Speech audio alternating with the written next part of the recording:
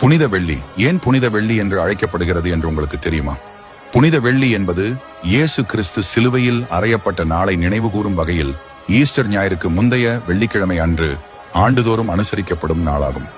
ஒவ்வொரு ஆண்டும் கிறிஸ்தவர்கள் சிலுவையில் இயேசு கிறிஸ்து கூடிய வேதனையை அனுபவித்த அந்த நாளை நினைவு கூறுகிறார்கள். இது கிறிஸ்தவ நாட்காட்டியில் மிக முக்கியமான தேதிகளில் ஒன்றாகும். இது மிகவும் புனிதமான ஒரு நாள். பாவ மன்னிப்பு மற்றும் மனிதர்களுக்கும் கடவுளுக்கும் இடையிலான உறவு போன்ற விஷயங்களில் மகத்தான விளைவுகளை ஏற்படுத்தக்கூடிய ஒரு நாள் இது. அதுவே இந்த பேரின் சாராம்சமாகும்.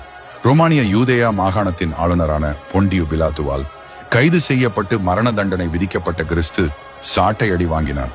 யூதர்களின் அரசன் என்ற அவரது பட்டத்தை கேலி செய்யும் விதமாக அவரது தலையில் முள் கிரீடம் சூட்டப்பட்டது. மேலும் எருசலேமின் சுவர்களுக்கு வெளியே இருந்த சிலுவையில் அறையப்படும் இடத்திற்கு சிலுவையை சுமந்து செல்லும்படி கட்டாயப்படுத்தப்பட்டார். இங்கே அவர் சிலுவையில் அறையப்பட்டார்.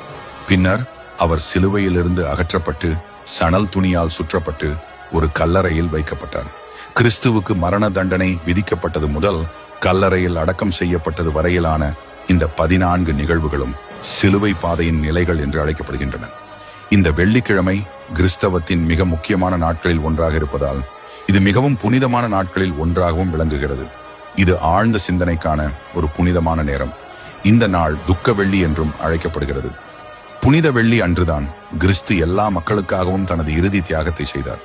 அவர்கள் மன்னிப்பை பெற்று பரலோகத்தில் நித்திய அமைதியை காண வேண்டும் என்பதற்காக அவர்களுடைய பாவங்களுக்காக மரித்தார். நாம் அனைவரும் இயேசுவின் இந்த தியாகத்தை நினைவு கூர்ந்து இந்த புனித வெள்ளி நாளில் உலக மக்களின் நலனுக்காக பிரார்த்திப்போம்.